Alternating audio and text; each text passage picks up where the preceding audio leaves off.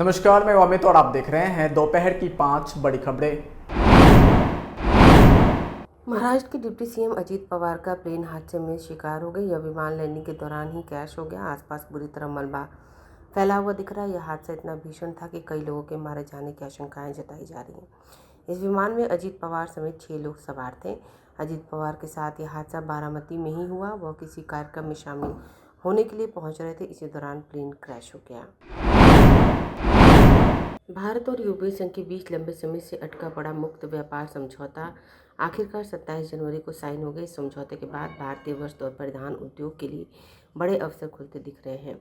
केंद्रीय वाणिज्य और उद्योग मंत्री पीयूष गोयल ने कहा कि इस समझौते से भारत के वस्त्र निर्यात में तेज उछाल आ सकता है और यह सेक्टर मौजूदा करीब $7 अरब से बढ़कर बहुत कम समय में $30 से $40 अरब के पहुंचने की क्षमता रखता है। महाराष्ट्र में नए सियासी समीकरण आकार ले रहे। खबर है कि अब उप मुख्यमंत्री एकनाथ शिंदे की शिवसेना और पूर्व सीएम उद्धव ठाकरे की शिवसेना के हाथ मिला लिया। हालांकि यह गठबंधन जिला परिषद चुनाव के लिए है। इधर शिवसेना यूबीटी नेता संजय राउत का कहना है कि इस संबंध में और जानकारी जुटाई जा रही है। कहा जा रहा है इस क्षेत्र में भारतीय जनता पार्टी के दबदबे को कमजोर करने की इरादे से गठबंधन किया गया है। विश्वविद्यालय अनुदान आयोग यानी यूजीसी द्वारा 13 जनवरी 2026 को लागू किए गए इक्विटी रेगुलेशंस ने देश भर में एक तीखा विवाद छेड़ दिया है। जहां यूजीसी का तर्क है कि उच्च शिक्षण संस्थान में बढ़ते जातिगत भेदभाव और आत्महत्याओं को रोकने के लिए इक्विटी स्क्वाड का गठन की सख्त कार्रवाई अनिवार्य है। वहीं सामान्य वर्ग के छात्र और कई संगठन इसे एक तरफा और दमनकारी बता रहे हैं। विरोध का मुख्य कारण फाइनल ड्राफ्ट से झूठी शिकायत पर दंड के प्रावधान का हटना और भेदभाव की अस्पष्ट परिभाषा है।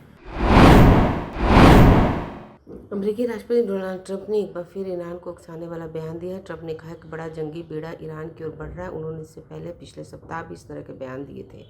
इस बीच अमेरिका के कई युद्धपोत मिडिल ईस्ट पहुंच गए और वे एशिया प्रशांत क्षेत्र में ईरान की तरफ बढ़ रहे हैं। अमेरिकी अधिकारियों के मुताबिक विमान वाहक पोत USS अब्राहम लिंकन और कई गाइडेड मिसाइल डिस्ट्रॉयर यहां पहुंच चुके हैं और किसी भी क्षण जंग की आग भड़क सकती है। अगर आप भी अपने दुकान, प्रतिष्ठान, school, college, coaching centre, restaurant, cafe का विज्ञापन देना चाहते हैं, वो भी किफायती दर पर, तो आंखें न्यूज़ 24 लेकर आया है आपके लिए एक सुनहरा मौका। आंखें न्यूज़ 24 न्यूज़ पोर्टल की दुनिया में बिहार का सबसे उभरता हुआ चैनल, जहां बिहार झारखंड से जुड़े तमाम बड़ी खबरें देखने को मिलती है। तो देर किस बात की, आज भी जुड़े आंखें न्यूज़ 24 के साथ। संपर्क करें हमारे व्हाट्सएप नंबर 8935876430 पर। क्या आप पत्रकारिता के क्षेत्र में अपना कैरियर बनाना चाहते हैं? तो आज ही royal Ashoka institute of mass communication and journalism में अपनी जगह सुनिश्चित करें। आर्यभट्ट ज्ञान विश्वविद्यालय पटना से मान्यता प्राप्त 100% प्लेसमेंट के साथ royal Ashoka institute of mass communication and journalism नामांकन जारी है। हमारा पता है DS/16 गायत्री मंदिर के समीप, कंकड़ बाग, पटना 8,20,000। आप हमें संपर्क भी कर सकते हैं। हमारा मोबाइल नंबर है 9955456126।